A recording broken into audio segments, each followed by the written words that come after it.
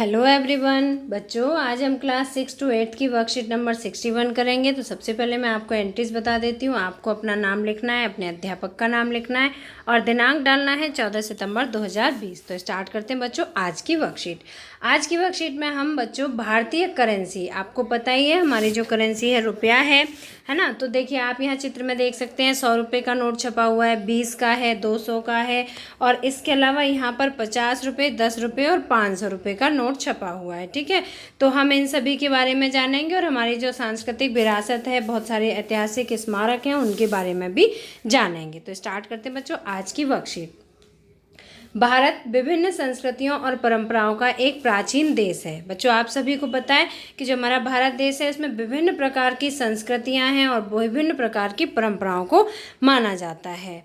हम एक सुंदर विरासत के साथ धन्य हैं। हमारे पास एक बहुत सुंदर विरासत है, हम पूरी तरह से उसी को संरक्षित करने के लिए जिम्मेदार हैं। और बच्चों भारत देश के प्रत्येक नागरिक की जिम्मेदारी बनती है कि हमें जो हमारी विरासत है उसका पूरा पूरा ध्यान रखना चाहिए, उसको संरक्षित करना चाहिए ताकि हमारे आने वाली पीढ़ियों को गर्व और संरक्षण के महत्व की अनुभूति हो सके, जिससे कि हमारे आने वाली जो पीढ़ियां हों उसे भी पता चल सके कि हमारे भारत देश की जो संस्कृति है, जो परंपरा है, वो कितनी महान है ना, और संरक्षण के महत्व भी समझ सकें।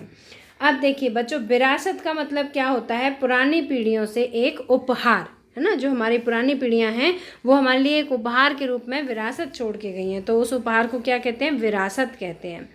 भारतीय विरासत के लिए अपने प्यार को दिखाने के लिए भारतीय मुद्रा नोट का निरीक्षण करें और बताएं। अब देखिए जो भारतीय मुद्रा है वो क्या है? रुपया है ना। तो यहाँ पर देखिए नोट बने हुए हैं, ये आप देख रहे हैं, ये 100 का नोट है, ये 20 का है और ये 200 का है और नीचे 50 का, 10 का और 500 का नोट भी छपा हुआ है वर्कशीट पर।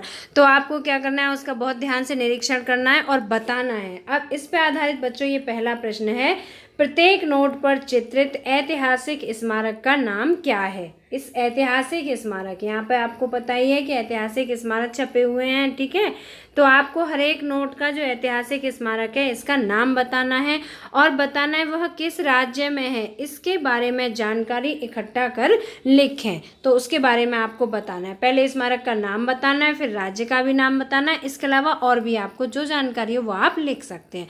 तो बच्चों देखो इसमें 100 रुपये का नोट है, 20 का है, 200 का है, इसके अलावा यहाँ पर 50 का, 10 का और 500 का है। और इस वर्कशीट में टोटल 5 क्वेश्चन पूछे गए, तो मैं आपको पाँचों क्वेश्चन लिखित रूप में दिखाती हूँ। तो पहले प्रश्न का आंसर देखते हैं बच्चों। देखो, प्रत्येक नोट पर चित्रित ऐतिहासिक स्मारक का क्या नाम है और वो किस राज्य में है? तो देखो बच्चों, पहला नोट इसमें दिखाया है 100 रुपये का नोट। तो देखिए 100 रुपये का जो नोट होता है उसमें रानी की वाव की तस्वीर छपी हुई है। बच्चों जो ऐतिहासिक इमारत है उसका नाम क्या है? रानी की वाव।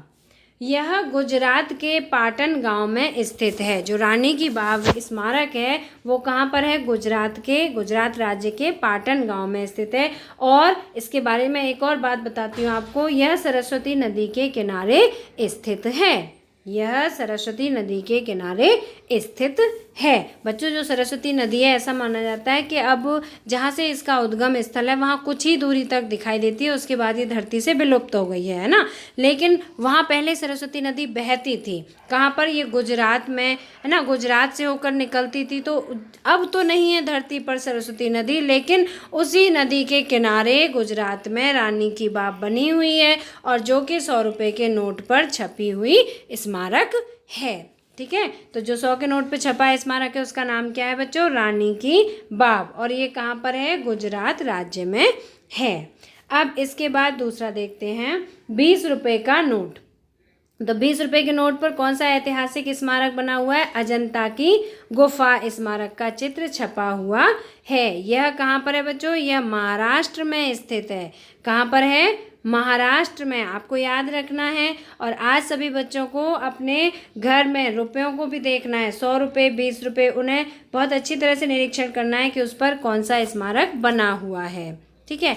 अब इसके बाद तीसरा दिया हुआ है 200 रुपये का नोट, तो उस पर है सांची स्तूप स्मारक। बच्चों जो 200 रुपये का नोट है उस पर सांची स्तूप स्मारक की तस्वीर छपी है।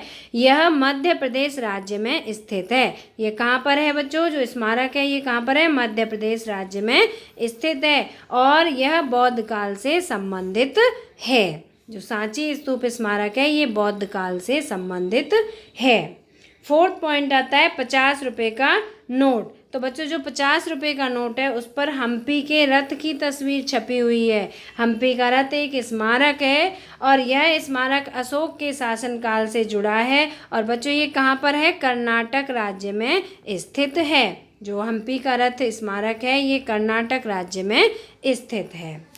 अब इसके बाद फिफ्थ पॉइंट पे आता है 10 रुपये का नोट। तो 10 रुपये के नोट पे बच्चों देखो सूर्य मंदिर स्मारक की तस्वीर छपी है। कौन सा स्मारक बना हुआ है, सूर्य मंदिर स्मारक, और यह उड़ीसा राज्य के पुरी जिले में स्थित है। ये जो स्मारक है बच्चों ये उड़ीसा राज्य में है और उड़ीसा राज्य के पुरी जिले में है। ठीक है, जहाँ जगन्नाथ भगवान का मंदिर भी है पुरी में।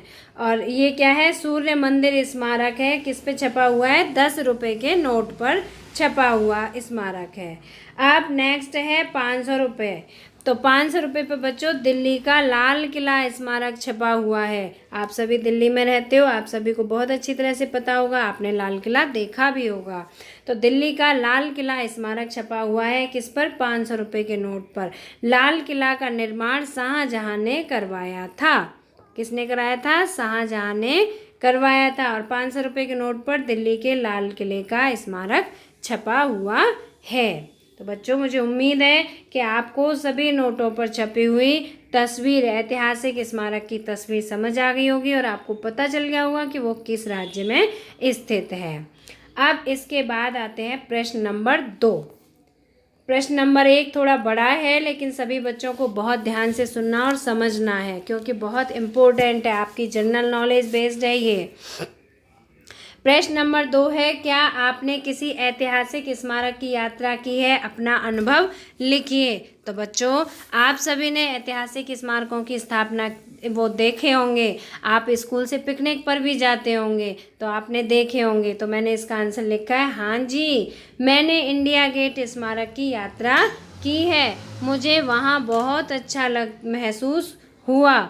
इंडिया गेट पर अमर जवान ज्योति देख मुझे बहुत गर्व महसूस हुआ क्योंकि जो अमर जवान ज्योति है उस पर हमारे देश के अमर शहीदों के नाम स्वर्णिम अक्षरों में लिखे हुए हैं, इसलिए मुझे वहाँ जाकर बहुत अच्छा लगा। ठीक है, आप सभी ने इंडिया गेट की यात्रा की होगी। अब है प्रश्न नंबर 3।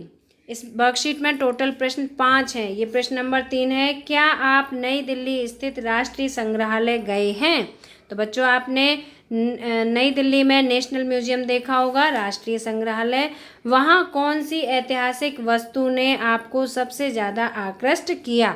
आकृष्ट मतलब जिसे देख के आपको बहुत अच्छा लगा, तो कौन सी चीज़ थी जिससे सबसे ज़्यादा आकर्षित हुए आप। तो इसका उत्तर देखिए, हाँ जी मैं नई दिल्ली स्थित राष्ट्रीय संग्रहालय गई हूँ। संग्रहालय में मैंने हस्तशिल्प कला की ऐतिहासिक वस्तुओं ने मुझे सबसे ज़्यादा आकृष्ट किया। ठीक है, तो संग्रहालय में हस्तशिल्प कला की ऐतिहासिक वस्तुओं ने मुझे सबसे ज़्यादा आकृष्ट किया। बच्चों हस्तशिल्प कला का मतलब होता है हाथ से बनाई गई वस्तुएं। तो आपने देखा होगा राष्ट्रीय म्यूजियम में हाथ से बनाई हुई बहुत सारी वस्तुएं हैं, तो उन सभी ने मुझे बहुत आकर्षित किया। इसके अलावा अगर आपने कोई और आपने म्यूज़ियम में कोई और ऐसी वस्तु देखी जिसने आपको बहुत ज़्यादा आकर्षित किया तो आप उस वस्तु का यहाँ पर नाम लिख सकते हैं, आपकी अपनी चॉइस है। ठीक है, अब है प्रश्न नंबर 4।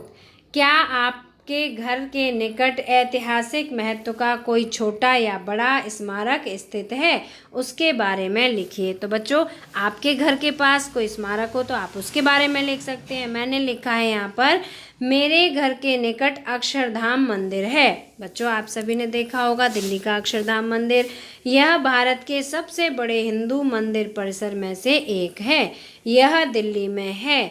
यह स्वामी नारायण भगवान की स्मृति में बनाया गया मंदिर है। तो मुझे उम्मीद है आप सभी ने ये मंदिर ज़रूर देखा होगा।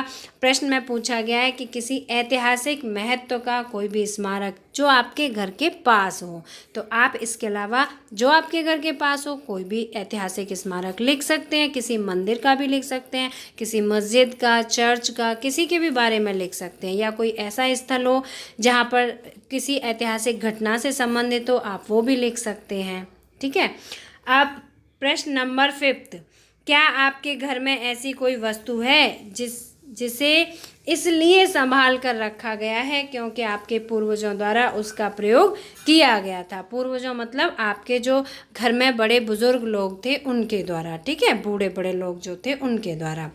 तो आपको इसमें बताना है, आप अपनी इच्छा से कोई भी वस्तु, आप जैसे बच्चों बहुत सारी वस्तुएं ऐसी होती हैं, जैसे मान लीजिए किसी की दादी गलीचा बहुत अच्छा बनाती थी तो वो लिख सकती है हाँ मेरे घर में एक गलीचा बहुत अच्छा था, कारपेट है ना, या कोई बहुत अच्छी डेकोरेशन की आइटम था जो आपके पूर्वजों द्वारा यूज़ किया गया। तो कोई भी आप लिख सकते हैं। मैंने यहाँ उत्तर लिखा है, कुछ सिक्के जैसे 5 पैसा, 10 पैसा, 20 पैसा आदि संभाल कर रखे हैं। मेरे पूर्वजों द्वारा इन्हें प्रयोग किया गया था। बच्चों आप सभी के पूर्वजों द्वारा भी सिक्कों को प्रयोग किया गया था।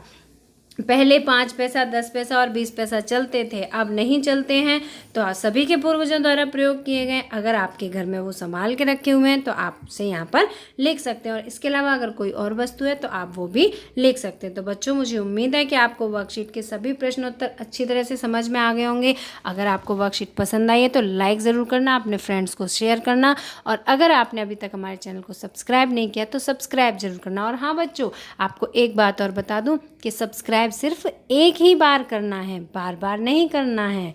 ठीक है, अगर आपने एक बार कर दिया तो दोबारा सब्सक्राइब नहीं करना है, सिर्फ एक बार करना है, और बेल आइकन को भी टच करना है। मिलते हैं फिर इसी तरह की नेक्स्ट एजुकेशनल वीडियो में। Till then bye bye, good luck to all of you.